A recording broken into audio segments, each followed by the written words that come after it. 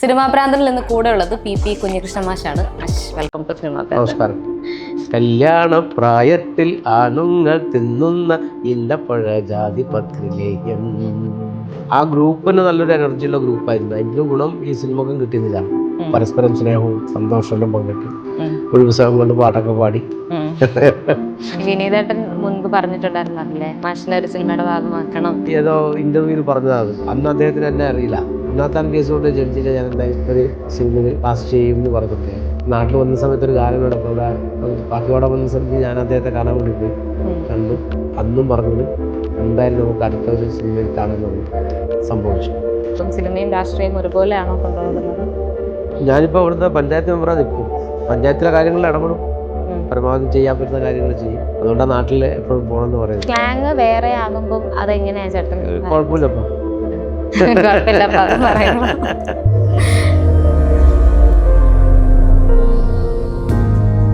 Cinema പ്രാന്തനിൽ നിന്ന് കൂടെ ഉള്ളത് പി കുഞ്ഞികൃഷ്ണ മാഷാണ്.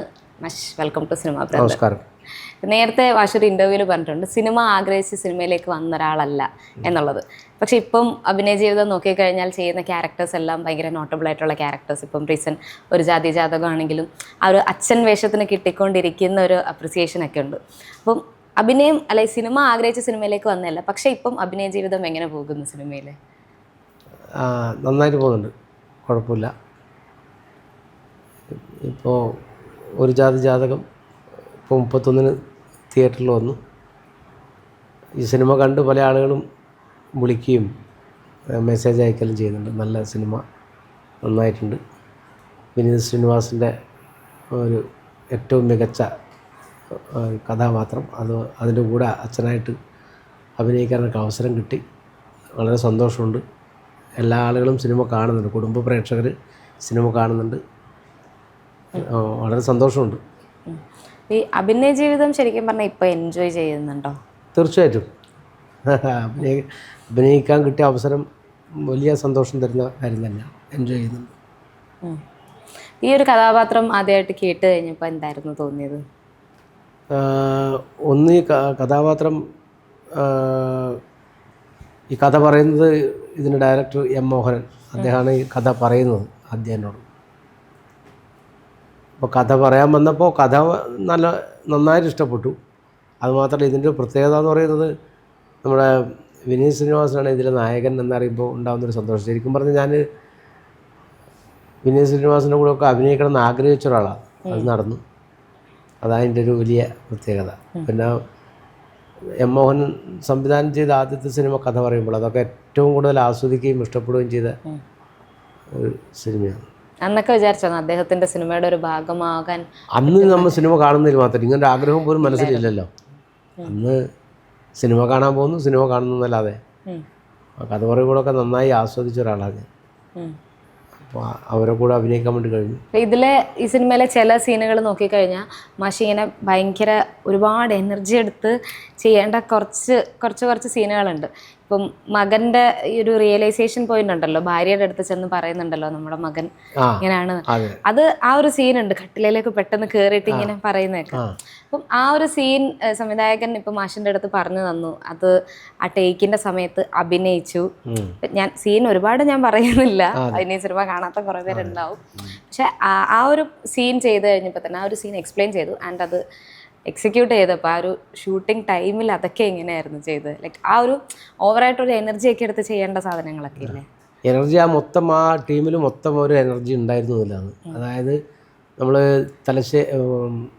കണ്ണൂർ ഒരു തറവാട്ടിലാണ് ഇതിൻ്റെ കല്യാട്, ആ തറവാട്ടിലാണ് ഷൂട്ട്. മിക്കവാറും സമയത്ത് എല്ലാവരും രാവിലെ വന്നാലും നന്നായി വർത്താനം പറഞ്ഞ് സംസാരിച്ച് ഇതിൻ്റെ കാര്യങ്ങളൊക്കെ പറയും, ഇന്നെടുക്കേണ്ട കാര്യങ്ങൾ പറയും, വട്ടത്തിലിരുന്ന് വർത്താനം പറയും. ആ ഗ്രൂപ്പിന് നല്ലൊരു എനർജിയുള്ള ഗ്രൂപ്പായിരുന്നു. അതിൻ്റെ ഗുണം ഈ സിനിമക്കും കിട്ടിയതിലാണ്.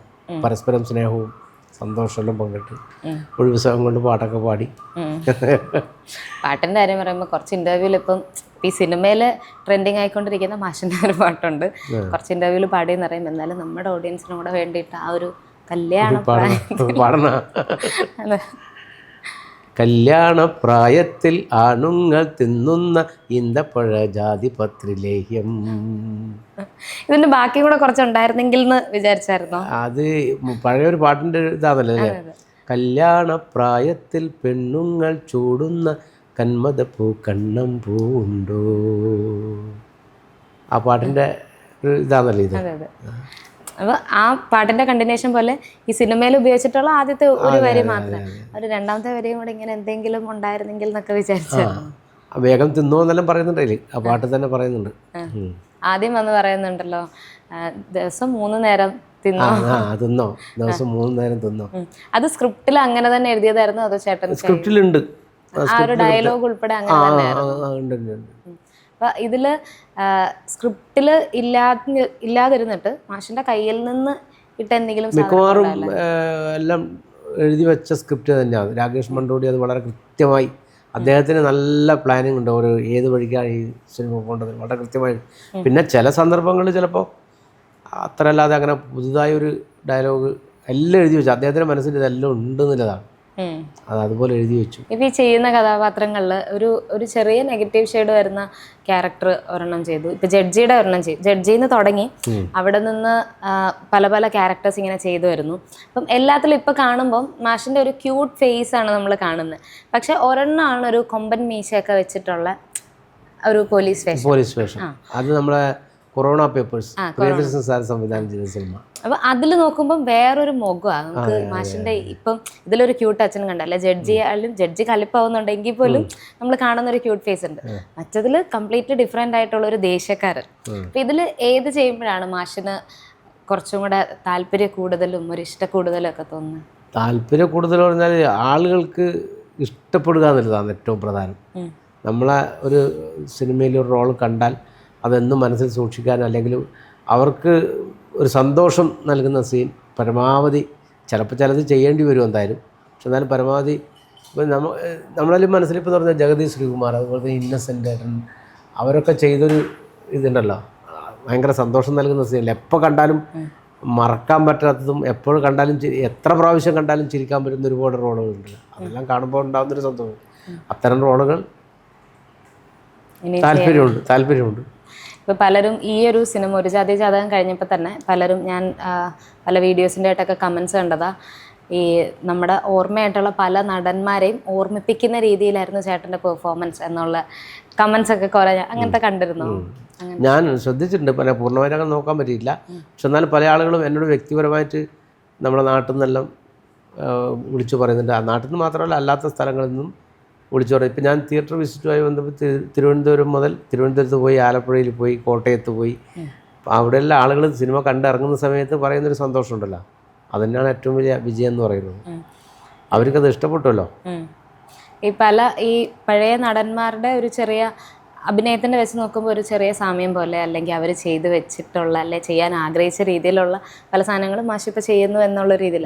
അപ്പം അവരെയൊക്കെ ഒരു റോൾ മോഡലായിട്ടോ അല്ല അവരുടെ സിനിമകളിൽ നിന്നെങ്കിലും പ്രചോദനമോ അങ്ങനെ എന്തെങ്കിലും? അല്ല, ഞാൻ പറയുന്നത് സിനിമ കാണുമ്പോൾ നമ്മളൊക്കെ അവരിപ്പോൾ പല നടന്മാരെയും അഭിനയം കാണുന്നില്ല. അപ്പോൾ അതെല്ലാം നമുക്ക് ഭയങ്കര സന്തോഷം തരുന്ന ഞാൻ നേരത്തെ പറഞ്ഞില്ല, ഒരിക്കലും മറക്കാൻ പറ്റാത്ത കുറേ നടന്മാരുണ്ടല്ലോ, ഒരിക്കലും മറക്കാൻ പറ്റാത്ത. അപ്പോൾ അവരെല്ലാം കോമഡി വേഷങ്ങളാണോ കൂടുതലും കുറച്ചുകൂടെ എളുപ്പം ചെയ്യാൻ?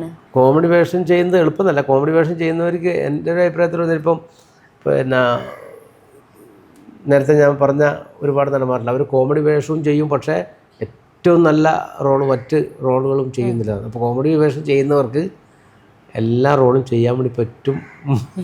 അതെ അല്ലേ? ചിരിപ്പിക്കാനും പല സിനിമയിൽ നോക്കിയില്ല നിങ്ങൾ, അവർക്ക് അത്ര സീരിയസ് റോൾ കൊടുത്താൽ ആ സീരിയസ് റോളും വളരെ ഭംഗിയായി ചെയ്യുന്ന ഒരുപാട് നടന്മാരുണ്ടല്ലേ. അപ്പോൾ എനിക്ക് തോന്നുന്നു ഇപ്പം ഞാൻ ഇപ്പോൾ ചെയ്തതിൽ ഇപ്പോൾ കാസർഗോൾഡ് ചെയ്തു, അതുപോലെ തന്നെ മധുരോത്സവം ചെയ്തു. കണ്ടിട്ടുണ്ടോ അറിയില്ല. കണ്ടതാ. അതിലൊക്കെ ഒരു വ്യത്യസ്തമായൊരു കഥാപാത്രം തന്നെയാണ്. അതെ. ഈ സിനിമയിലേക്ക് വരുന്നത് വിചാരിച്ചിട്ടില്ല, ആഗ്രഹിച്ചിട്ടില്ല എന്നൊക്കെ പറഞ്ഞു. പക്ഷേ പണ്ടും സിനിമ കാണാനും സിനിമ ആസ്വദിക്കുന്ന ആളായിരുന്നല്ലോ. അപ്പം അന്ന് മുതലേ ഇപ്പോൾ ഫോളോ ചെയ്തിരുന്ന കുറച്ച് സംവിധായകരോ അല്ലെങ്കിൽ നടന്മാരോ ഒക്കെ ചോദിച്ചു കഴിഞ്ഞാൽ ആരൊക്കെ ആയിരിക്കും?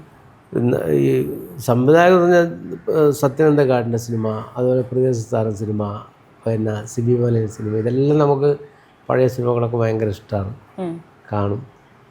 നടന്മാർ അതിപ്പം ഞാൻ നേരത്തെ പറഞ്ഞ ഒരുപാട് ആളുകളുണ്ടല്ലോ, മമ്മൂക്കയുടെ സിനിമയും മോഹൻലാലിൻ്റെ സിനിമയൊക്കെ കാണുന്നത് അതുപോലെയുള്ള സിനിമയും കാണും. ഇനിയും ഒരാളുടെ സിനിമയുടെ ഭാഗമാവണമെന്ന് ആഗ്രഹിക്കുന്നുണ്ടെങ്കിൽ ആഗ്രഹം വലിയ ആഗ്രഹങ്ങളുണ്ട്, പക്ഷെ ആഗ്രഹങ്ങൾ നടക്കില്ല. പ്രതീക്ഷ നല്ല പേരാണ്, മോക്കിട്ടോ എന്ന് പറഞ്ഞ മാതിരി നമുക്ക് പ്രതീക്ഷിക്കാം അല്ലേ. ഇപ്പോൾ വിനീത് ശ്രീനിവാസിൻ്റെ കൂടെ അഭിനയിക്കാൻ വേണ്ടി കഴിഞ്ഞു. അതുപോലെ തന്നെ ഇപ്പോൾ നമ്മുടെ പെരുങ്കളിയാട്ടം വരുന്നുണ്ട്. കളിയാട്ടം ആദ്യം ഇറങ്ങിയ ജയരാജൻ സാറിൻ്റെ സിനിമ, ജയരാജൻ സാറിൻ്റെ കൂടെ ഇപ്പോൾ അഭിനയിക്കാൻ വേണ്ടി കഴിഞ്ഞു. അതിപ്പോൾ ഏപ്രിൽ മിക്കവാറും റിലീസാവും തോന്നുന്നു. ചാക്കോച്ചൻ്റെ കൂടെ അഭിനയിച്ചു, കിട്ടുമായിരിക്കും. ഇങ്ങനെ ഓരോ ആഗ്രഹങ്ങൾ നടന്നു പോവല്ലേ. അതെ അതെ അതെ. ഞാൻ നമ്മുടെ സത്യനന്ദിക്കാട് സാറിനെ ഞാൻ വിളിച്ചിട്ടുണ്ടായിരുന്നു. ഈ നാത്താൻ കേസ് കൂടുന്ന സിനിമ കണ്ട് വിളിച്ചതിലൊരാൾ നേരത്തെ പറഞ്ഞ പ്രിയദർശൻ സാറ് വിളിച്ചിരുന്നു, സത്യനന്ദിക്കാടും വിളിച്ചിരുന്നു, അഭിപ്രായം പറഞ്ഞിരുന്നു. സിബി മലയിൽ കണ്ട സമയത്ത് അദ്ദേഹം പറഞ്ഞിരുന്നു നന്നായിട്ടുണ്ട്, നമുക്ക് എപ്പോഴെങ്കിലും ഒരവസരം കിട്ടുകയാണെങ്കിൽ. അപ്പോൾ അങ്ങനെയാണെങ്കിൽ ചിലപ്പോൾ ഈ വിനീതേട്ടൻ മുൻപ് പറഞ്ഞിട്ടുണ്ടായിരുന്നല്ലേ മാഷിനെ ഒരു സിനിമയുടെ ഭാഗമാക്കണം, മാഷിൻ്റെ ഒപ്പം അഭിനയിക്കണം. അതൊരു വീഡിയോയിൽ ഏതോ ഇൻ്റർവ്യൂവിൽ പറഞ്ഞതാണ് അത്. അന്ന് അദ്ദേഹത്തിന് എന്നെ അറിയില്ല. നാത്താൻ കേസ് കൊണ്ട് ജഡ്ജിനെ ഞാൻ എന്തായാലും ഒരു സിനിമയിൽ കാസ്റ്റ് ചെയ്യുമെന്ന് പറഞ്ഞിട്ടുണ്ടായിരുന്നു. നാട്ടിൽ വന്ന സമയത്ത് ഒരു ഗാനമേളൊക്കെ അവിടെ വെള്ളൂർ വളരെ പ്രസിദ്ധമാണ് കൊട്ടറച്ചേരി ക്ഷേത്രം, അവിടെ വെടിക്കെട്ട് പറ്റി നടക്കുന്നൊരു അവിടെ ഒരു ഗാനമേള ഉണ്ടായിരുന്നു. അപ്പോൾ ഗാനമേള പാട്ടുപാടാൻ വന്ന സമയത്ത് ഞാൻ അദ്ദേഹത്തെ കാണാൻ വേണ്ടി പോയി, കണ്ടു. അന്നും പറഞ്ഞത് എന്തായാലും നമുക്ക് അടുത്ത ഒരു സിനിമയിൽ കാണാമെന്ന് പറഞ്ഞു. സംഭവിച്ചു. എനിക്ക് കേൾക്കുമ്പോൾ പെട്ടെന്ന് ഓർമ്മ വരുന്നത് വിനീതേട്ടൻ എൻ്റെ തട്ടത്തിൻ മറയത്തിൽ ഒരു ഇതുണ്ടല്ലോ, ചെറിയ പ്രായത്തിൽ എന്തെങ്കിലും ആഗ്രഹിച്ചു കഴിഞ്ഞാൽ അത് എപ്പോഴെങ്കിലും ഒക്കെ നമ്മുടെ ജീവിതത്തിൽ നടക്കും എന്നുള്ളത്. അത് വിനീതേട്ടനായിട്ട് തന്നെ കണക്റ്റ് ആയിട്ട് വിനീതേട്ടൻ്റെ സിനിമയുടെ ഭാഗമാകാൻ പറ്റുന്നു. അപ്പോൾ അദ്ദേഹത്തിൻ്റെ അച്ഛനായിട്ട് തന്നെ അഭിനയിക്കുന്നു. അച്ഛൻ കഥാപാത്രത്തിന് ഇപ്പം വളരെ വലിയ വലിയ അഭിപ്രായങ്ങളും ഒക്കെ കിട്ടിക്കൊണ്ടിരിക്കുന്നു. എല്ലാം എവിടെയോ കുറിച്ചിട്ട പോലെയൊക്കെ എനിക്ക് തോന്നുന്നു. ഇനിയുള്ള പ്രോജക്ട്സ് ഏതൊക്കെയാണ് സിനിമകൾ വരുന്നത്? ഇനിയിപ്പം ഇറങ്ങാനുള്ളതെന്ന് വടക്കൻ പ്രണയപർവ്വം എന്ന് പറഞ്ഞൊരു സിനിമയുണ്ട്. അതുപോലെ തന്നെ കുറച്ചുകൂടി നല്ലൊരു വേഷം ഉള്ളത് സംശയം എന്ന് പറഞ്ഞൊരു സിനിമ, രാജേഷ് രവി സംവിധാനം ചെയ്ത സിനിമയാണ്. വിനയ് ഫോർട്ട്, ലിജോ മോളാണ് അതിലത്തെ പ്രധാന കഥാപാത്രം. ഒരു നല്ല കുടുംബചിത്രമാവാൻ സാധ്യതയുള്ളൊരു സിനിമയാണ് സംശയം. എനിക്ക് നന്നായിട്ട് ഇഷ്ടപ്പെട്ടൊരു സിനിമയാണ് അത്. ഏപ്രിൽ മാസത്തിൽ വിഷു റിലീസായിരിക്കും, പറയാൻ പറ്റില്ല. ഇതിപ്പോൾ നമ്മൾ ഓണത്തിന് റിലീസ് ചെയ്യുമെന്ന് പറഞ്ഞിട്ട് മാറി മാറി മാറി വന്ന സിനിമയാണ്. അപ്പോൾ റിലീസ് ഡേറ്റ് ഇപ്പം നമുക്ക് ഉറപ്പിച്ചൊന്നും പറയാൻ വേണ്ടി പറ്റില്ല.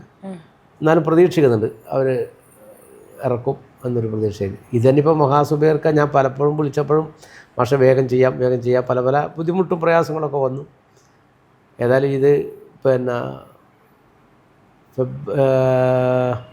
ജനുവരി 19 റിലീസ് പ്രഖ്യാപിച്ചത്. ജനുവരി 31 ആകെ 10-12 ദിവസത്തിനുള്ള എല്ലാം പെട്ടെന്നായിരുന്നു. ഓരോ കഥാപാത്രങ്ങൾ വരുമ്പം ഇപ്പം ചേട്ടൻ ഇപ്പം മാഷിൻ്റെ ഇപ്പം കഥാപാത്രങ്ങൾ എടുത്ത് നോക്കിക്കഴിഞ്ഞാൽ മിക്കതിലും ചേട്ടൻ്റെ സ്ലാങ് എന്താണോ അത് തന്നെ ആയിരിക്കും ഫോളോ ചെയ്യുന്നത്. അപ്പം അതല്ലാതുള്ള അല്ലാതെ ഈ കൊറോണ പേപ്പേഴ്സ് അതല്ല. പിന്നെ ഇനി വരാൻ വേണ്ടി പോകുന്ന വിശേഷത്തിലും വിശേഷം കണ്ടു സിനിമയിലല്ല. വിശേഷം എന്ന് പറഞ്ഞൊരു സിനിമ ഇറങ്ങിയത്, നല്ല സിനിമയാണ്. അതിൽ നമ്മളെ കാസർഗോഡ് സ്ലാങ് അല്ല. ഇനി വരാൻ വേണ്ടി പോകുന്നത് സിജു വിൽസൺ നായകനായിട്ടുള്ള സിനിമയുണ്ട്, ഓം ശാന്തി. പേര് കറക്റ്റായില്ല. സിജു വിൽസൺ നായകനായിട്ടുള്ള സിനിമ, അതിലും നമ്മളെ കാസർഗോഡ് സ്ലാങ് അല്ല. അപ്പോൾ സ്ലാങ് വേറെ ആകുമ്പം അതെങ്ങനെയാ ചേട്ടൻ? കുഴപ്പമില്ലപ്പോൾ അത് പറയുമ്പോൾ അതെങ്ങനെയാണ് ഡയറക്ടേഴ്സ് നേരത്തെ തന്നെ പറയിക്കോ സ്ലാങ് കുറച്ച് മാറ്റി? അല്ല, നമ്മൾ ഈ ഡയലോഗ് എഴുതി അത് പറയുന്നതിന് കുഴപ്പമില്ല, ആ ബുദ്ധിമുട്ടൊന്നുമില്ല. അപ്പോൾ അതിൽ നിന്ന് ചേട്ടൻ്റെ രീതിയിലായിട്ട് മാറ്റുമോ, എങ്ങനെയായിരിക്കും? ഇല്ലില്ല, അത് ചില ഡയറക്ടേഴ്സ് ആവശ്യപ്പെടും ഇതിങ്ങനെയാണ് പറയേണ്ടതെന്ന് പറഞ്ഞാൽ അതുപോലെ പറയാം. എല്ലാം ഇപ്പം നമുക്ക് കാസർഗോഡ് സ്ലാങ് തന്നെ പിടിക്കാൻ വേണ്ടി പറ്റില്ലല്ലോ. എല്ലാതും ചെയ്യാം, ബുദ്ധിമുട്ടില്ല. ഈ അച്ഛൻ കഥാപാത്രങ്ങളോട് ഇപ്പോൾ ഒരു താല്പര്യം കൂടുതൽ തോന്നുന്നുണ്ടോ? അങ്ങനെയൊന്നുമില്ല, അല്ലാതും വേണ്ടേ, എല്ലാ ടൈപ്പും വേണം. ഒരു വില്ലൻ വേഷമൊക്കെ കിട്ടിയാലോ? ഈ കാസർഗോഡിലെല്ലാം ശരിക്കും പറഞ്ഞ ഒരു വില്ലനാണ്. മദനോത്സവം കണ്ടിട്ട് ചില നമ്മളെ ഇഷ്ടപ്പെടുന്ന കുഞ്ഞിനെ പറയും മാഷെ ഇങ്ങനത്തെ ചെയ്യാൻ പാടില്ല എന്നെല്ലാം പറയുന്ന മക്കളെല്ലാം ഉണ്ട്. അവർക്ക് ഈ കോമഡി ചെയ്യുന്നതാണ് കൂടുതൽ ഇഷ്ടം, അല്ലെങ്കിൽ കുറച്ചുകൂടി അവർക്കൂടി ഇഷ്ടപ്പെടുന്ന ചില വേഷം ചില ആളുകൾക്ക് ഇല്ല, അത്ര ഇഷ്ടപ്പെടില്ലല്ലോ. ഇപ്പം വീട്ടിൽ നിന്ന് ഇപ്പം ഭാര്യയും കുട്ടികളും ഒക്കെ ആണെങ്കിൽ എന്ത് ടൈപ്പ് ക്യാരക്ടർ ചെയ്യാനായിരിക്കും കൂടുതലും പറയാ? അവരങ്ങനെ പ്രത്യേകിച്ചൊന്നും പറഞ്ഞില്ല. അവർക്ക് നന്നാവണം, ചെയ്യുന്ന റോള് നന്നാവണം എന്നൊരു അഭിപ്രായമുണ്ട്. അത് ഏത് റോളായാലും. അപ്പം ഇതിലെ ഈ ഒരു ജാതി ജാതകം കണ്ടിട്ട് എന്തോ നമ്മൾ കുടുംബത്തോടെ പോയി. ഭാര്യ ഉണ്ടായിരുന്നു, 2 മക്കളും ഉണ്ടായിരുന്നു. എല്ലാവരും ഒന്നിച്ച് തന്നെ സിനിമ കാണാൻ വേണ്ടി പയ്യന്നൂർ വെച്ച് കണ്ടു. നല്ല അഭിപ്രായമാണ്. ഈ കുറച്ച് സംവിധായകർ വിളിച്ചത് പറഞ്ഞല്ലോ, പ്രിയദർശൻ സാറും ശ്രീമലൽ സാറും ഒക്കെ വിളിച്ചു എന്ന് പറഞ്ഞല്ലോ. അതുപോലെ തന്നെ ഈ നോർമൽ ഓഡിയൻസിൻ്റെ അടുത്തു നിന്നുള്ള ഒരു റെസ്പോൺസ് അല്ലേ, ഇപ്പോൾ തിയേറ്റർ റെസ്പോൺസിനൊക്കെ ആകുമ്പോൾ ഒരുപാട് പേര് വന്ന് പറഞ്ഞു എന്ന് പറഞ്ഞില്ലേ. അതുപോലെ ആരെങ്കിലും ക്രിട്ടിക്കലി എന്തെങ്കിലും, ഇപ്പം എനിക്ക് തോന്നുന്നു കുറച്ച് മറ്റൊരു രീതിയിലും ചർച്ചയാവുന്ന തരത്തിലുള്ളൊരു കഥയും സ്ക്രിപ്റ്റാണ് ഈ സിനിമയുടേത്. അപ്പോൾ അങ്ങനെ ആരെങ്കിലും എന്തെങ്കിലും അഭിപ്രായം? അങ്ങനെ നെഗറ്റീവായിട്ട് ഒന്നും പറഞ്ഞിട്ടില്ല. സ്വാഭാവികമായിട്ടും ഒരു സിനിമ കാണുന്ന സമയത്ത് വ്യത്യസ്തമായ അഭിപ്രായങ്ങളുണ്ടാവും. എല്ലാവരും ഒരുപോലെ അഭിപ്രായം പറയണമെന്ന് നമുക്ക് ആഗ്രഹിക്കാനും പറ്റൂലല്ലോ. ഇപ്പം എൻ്റെ കാഴ്ചപ്പാടായിരിക്കില്ല നിങ്ങൾ കാണുന്നൊരു മൂഡിലായിരിക്കില്ല ഞാൻ സിനിമ കാണുന്നത്, അല്ലേ? ഒരു വ്യത്യസ്തമായ രീതിയിലായിരിക്കും സിനിമ കാണുന്നത്. അപ്പോൾ ഒരാളെയും മൂഡും അല്ലെങ്കിൽ ഒരാളുടെ കാഴ്ചപ്പാടും ഒക്കെ ഉണ്ടാവുമല്ലോ സിനിമ കാണുമ്പോൾ. അവരുടെ കാഴ്ചപ്പാടിൻ്റെ രീതിയിൽ അവർ സിനിമ കാണും, അതിനെ വിലയിരുത്തും. അപ്പോൾ അങ്ങനെ വിലയിരുത്തണം. എന്ന് പറഞ്ഞാൽ നമുക്ക് എല്ലാവരും ഒരേ മൂടല്ലല്ലോ. അപ്പോൾ അങ്ങനെ മോശം പറഞ്ഞതല്ല ഞാൻ പറഞ്ഞത്. നെഗറ്റീവ് പൂർണ്ണമായും സിനിമയെക്കുറിച്ച് നെഗറ്റീവ് അഭിപ്രായം പറഞ്ഞതല്ല. ഇന്ന കാര്യങ്ങൾ കൂടി ആവാമായിരുന്നു, അല്ലെങ്കിൽ ഇങ്ങനെ ആവാമായിരുന്നു എന്നെല്ലാം പറയുന്ന ആളുകൾ ഉണ്ട്. പക്ഷെ എന്നാലും ത്രൂ ഔട്ട് എനിക്ക് തോന്നുന്നു ഇപ്പോൾ ഒരു 90-95% ആളുകളും ഈ സിനിമയെക്കുറിച്ച് നല്ല അഭിപ്രായം, അതായത് കുറേ കാലത്തിനടുത്ത് നന്നായി ചിരിക്കാൻ വേണ്ടി പറ്റി, ചിരിച്ചു, ഒരു സന്തോഷം. അതായത് കുറേ ഇപ്പോൾ വരുന്ന കുറ്റാന്വേഷണ സിനിമകൾ അതുപോലെയുള്ള സിനിമകൾ കണ്ട് മുമ്പ് അങ്ങനെയല്ല. മുമ്പെന്ന് പറഞ്ഞാൽ നമ്മളൊക്കെ തിയേറ്ററിൽ പോയി ചിരിച്ചിട്ടുള്ള ഒരുപാട് സിനിമയുണ്ട്. ചിന്താവിഷ്ടയായ ശ്യാമള എല്ലാം കണ്ട സമയത്ത് അല്ലേ, അത്തരം സിനിമകളെല്ലാം കണ്ട് അങ്ങനെ ഒരുപാട് സിനിമ കണ്ട് ചിരിപ്പടങ്ങൾ ആഗ്രഹിക്കുന്നുണ്ട് ജനങ്ങൾ. അത് ഇപ്പോഴത്തെ കാലത്ത് ഇപ്പം കുറവാണല്ലേ, കമ്പാരിറ്റീവ് കുറവാണ്. ഇപ്പൊ കൂടുതലും ത്രില്ലേഴ്സും ക്രൈം ത്രില്ലേഴ്സും അതിന്റെ പുറകെയാണ്. ഇതില് തിയേറ്ററിൽ പോയി എത്ര തവണ കണ്ടായിരുന്നു ഈ സിനിമ? ഞാൻ സിനിമ പൂർണ്ണമായി ഇരുന്ന് കണ്ടത് ഒറ്റ പ്രാവശ്യം. പിന്നെ ഞാൻ ഈ തിയേറ്റർ വിസിറ്റിന് പോയ സമയത്ത് അതിന്റെ അല്പഭാഗങ്ങളെല്ലാം കണ്ടതല്ലാതെ രണ്ടാമത് പൂർണ്ണമായി കണ്ടിട്ടില്ല. കാണാൻ സമയം കിട്ടാത്തതുകൊണ്ടാണ്, പറഞ്ഞല്ലോ. അല്ല, ഇനിയിപ്പോൾ ആദ്യത്തെ കണ്ടതുപോലെയല്ല. ഇനിയിപ്പോൾ ഒന്നുകൂടെ കാണുമ്പോഴാണ് നമുക്ക് അതിൻ്റെ മറ്റു കാര്യങ്ങളൂടെ, ഇപ്പോൾ ഒരു ആദ്യം കാണുമ്പോൾ ഉണ്ടാകുന്നൊരു ഇതുണ്ടല്ലോ, അങ്ങനെ കണ്ടത്. ഇനി കാണുമ്പോഴാണ് അതിൻ്റെ കുറച്ചും കൂടി ഡീറ്റെയിൽ ആയിട്ട് കാണാൻ പറ്റുന്നത്. അതെ. ഇപ്പം സ്വന്തം സിനിമകൾ നമ്മൾ തിയേറ്ററിൽ കാണുമ്പോൾ വേറൊരു ഫീൽ ആയിരിക്കില്ലേ? ഇപ്പം മാഷിന് എങ്ങനെയാണ്, മാഷിനെ തന്നെ സ്ക്രീനിൽ ബിഗ് സ്ക്രീനിൽ കണ്ടു കഴിയുമ്പം തോന്നുന്ന ആ ഒരു ഫീലിങ്സ് എങ്ങനെയാണ്? ചില കാര്യങ്ങൾ ചെയ്തത് കുറച്ചുകൂടി മെച്ചപ്പെടുത്താമായിരുന്നു എന്നൊരു തോന്നലല്ലോ ഉണ്ട്. അങ്ങനെ പോരായിരുന്നു, ഇങ്ങനെ വേണമായിരുന്നു എന്നുള്ള തോന്നലല്ലോ ഉണ്ട്. ഇതിൽ ഈ സിനിമയിൽ അങ്ങനെ തോന്നിയത് ഏത് ഭാഗത്തായിരുന്നു? അത് ഞാൻ പറഞ്ഞില്ല, ഒന്നും കൂടി എനിക്ക് കാണണം, എന്നാലും മാത്രമേ അത് ഇതിപ്പോൾ പെട്ടെന്നൊന്ന് കണ്ടുപോയതിലോ അത് ചെയ്തത് എങ്ങനെയാണെന്നുള്ളത് ഒന്നും കൂടി കാണുമ്പോൾ മനസ്സിലാവും ഏതെല്ലാം കുറച്ചുകൂടി മെച്ചപ്പെടുത്തേണ്ടത്. ഇപ്പോൾ ഈ സിനിമയും ഷൂട്ടിങ്ങും ഒക്കെ ആയിട്ട് കൂടുതലും കൊച്ചിയിലൊക്കെ തന്നെ ആയിരിക്കില്ലേ? നാട്ടിൽ നിന്ന് കുറച്ചൊരു ബ്രേക്ക് എടുത്തിട്ടൊക്കെ ആയിരിക്കില്ലേ? കൂടുതലും കൊച്ചിയിലായിരിക്കില്ലേ ഇപ്പോൾ? ഞാൻ മിക്കവാറും നാട്ടിലാണ്. ഇവിടെ നിൽക്കുന്നതായിരിക്കും കുറവല്ലേ? എറണാകുളത്ത് ആവശ്യത്തിന് വരും, ആവശ്യം കഴിഞ്ഞാൽ നേരെ നാട്ടിലേക്ക് പോകും. എപ്പോഴും നാട്ടിൽ തന്നെയാണ്. കൊച്ചിയിൽ വന്ന് താമസിക്കണമെന്ന് ആഗ്രഹമൊന്നുമില്ല. നാട് തന്നെ. നാട്ടില് എങ്ങനെ ചേട്ടൻ്റെ സ്ഥലം എങ്ങനെയാ? എൻ്റെ സ്ഥലം എന്ന് പറയുന്നത് പടന്ന പഞ്ചായത്താണ്. എൻ്റെ പഞ്ചായത്ത് കാസർഗോഡ് ജില്ല, തടിയൻകോവിൽ എന്നെ സ്ഥലത്തിൻ്റെ പേര്. എൻ്റെ ക്ലബ്ബ്, ഞാൻ നാടകം കളിച്ച ക്ലബ്ബ് മനീഷ തിയേറ്റേഴ്സ് തടിയൻകോവിൽ. അപ്പോൾ അതിൽ വാർഷികത്തിന് നാടകം കളിക്കുക, അല്ലെങ്കിൽ തെരുവ് നാടകം, അതായിരുന്നു നമ്മുടെ പ്രധാനപ്പെട്ട പരിപാടി നാട്ടിൽ. അപ്പോൾ ക്ലബിൻ്റെ ആവശ്യങ്ങൾക്ക് ഇപ്പം ക്ലബിനൊരു കെട്ടിടത്തിൻ്റെ പണി നടക്കുന്നുണ്ട്. അതിപ്പോൾ ഏപ്രിൽ മാസത്തിൽ അതിൻ്റെ ഉദ്ഘാടനം നടത്തണം. അതിൻ്റെ ബിൽഡിങ്ങിൻ്റെ പണി നടക്കുന്നുണ്ട്. സാമ്പത്തികമായി വലിയ പ്രയാസമുണ്ട്. എന്തായാലും പൂർത്തിയാക്കണം എന്നൊരു വാശിയിലാണ് നമ്മളെല്ലാവരും ഉള്ളത്. കഴിഞ്ഞ ഫെബ്രുവരിയിൽ അതിൻ്റെ തറക്കല്ലിടൽ കഴിഞ്ഞു. ഇപ്പോൾ ഇത് ഏപ്രിൽ പൂർത്തിയാക്കും. 1 വർഷം കൊണ്ട് അത് പൂർത്തിയാക്കാൻ വേണ്ടിയിട്ടില്ല. സാമ്പത്തിക സമാഹരണം മറ്റു കാര്യങ്ങളും നല്ല പിന്തുണ നാട്ടുകാരുടെ ഭാഗത്ത് നിന്ന് കിട്ടുന്നുണ്ട്. എന്തായാലും ഏപ്രിൽ അത് ഉദ്ഘാടനം ചെയ്യും. ഈ നാടകത്തിൽ നിന്ന് സിനിമയിലോട്ട് വന്നപ്പം നാട്ടിലിങ്ങനെ സിനിമയായിട്ട് അധികം ബന്ധമുള്ള ആൾക്കാരൊക്കെ കുറവായിരിക്കും. അവരൊക്കെ ആദ്യം ഈ സിനിമ കണ്ടു കഴിഞ്ഞപ്പോൾ അവരുടെ ഭാഗത്തു നിന്നുള്ള അഭിപ്രായങ്ങളൊക്കെ എങ്ങനെയായിരുന്നു? നാട്ടുകാർ പ്രതീക്ഷിച്ചിട്ടില്ല ഞാനൊരു സിനിമയിൽ അഭിനയിക്കുന്നു. അതുകൊണ്ടുണ്ടാകുന്നൊരു സന്തോഷമുണ്ടല്ലോ.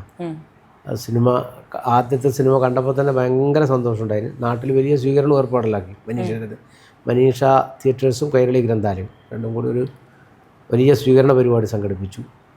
പിന്നെ അവാർഡ് കിട്ടിയപ്പോൾ അടുത്ത പാർട്ടിയുടെ നേതൃത്വത്തിൽ വലിയ സ്വീകരണം തന്നു. ഇപ്പം സിനിമയുടെ കൂടെ തന്നെ ഒരു സമയത്ത് രാഷ്ട്രീയത്തിലോട്ടും ഒരുപാട് ഇൻവോൾവ് ആയിരുന്നല്ലോ. ഇപ്പം സിനിമയും രാഷ്ട്രീയവും ഒരുപോലെയാണോ കൊണ്ടുപോകുന്നത്? ഞാനിപ്പോൾ അവിടുത്തെ പഞ്ചായത്ത് മെമ്പറാണ് ഇപ്പോൾ. പഞ്ചായത്ത് മെമ്പറായിരുന്നു. ഇപ്പം പഞ്ചായത്തിലെ കാര്യങ്ങളിൽ ഇടപെടും, പരമാവധി ചെയ്യാൻ പറ്റുന്ന കാര്യങ്ങൾ ചെയ്യും. അതുകൊണ്ടാണ് നാട്ടിൽ എപ്പോഴും പോകണമെന്ന് പറയുന്നത്. ഏത് പരിപാടി കഴിഞ്ഞാലും ഇപ്പോൾ ഇതിൻ്റെ ഒരു കഴിഞ്ഞാൽ നേരെ 8-9 നേരെ നാട്ടിലേക്ക് പോകും, അത്യാവശ്യ കാര്യങ്ങളും ചെയ്യും. അപ്പോൾ ഈ ഷൂട്ടിങ്ങും ഇതും കൂടെ എങ്ങനെയായിരിക്കും മാനേജ് ചെയ്യാൻ പറ്റുന്നത്? അതെല്ലാം അഡ്ജസ്റ്റ് ചെയ്യും. എന്താ പറഞ്ഞാൽ നമ്മളെ പഞ്ചായത്ത് പ്രസിഡന്റ് PV മുഹമ്മദ് അസ്ലം എന്നാണ്. അദ്ദേഹം മുസ്ലിം ലീഗിൻ്റെ പ്രസിഡൻ്റാണ്. പക്ഷേ അദ്ദേഹം യോഗം വിളിക്കുന്ന സമയത്ത് എന്നോട് കൂടി ചോദിച്ചിട്ടാണ് ഡേറ്റ് തീരുമാനിക്കുക.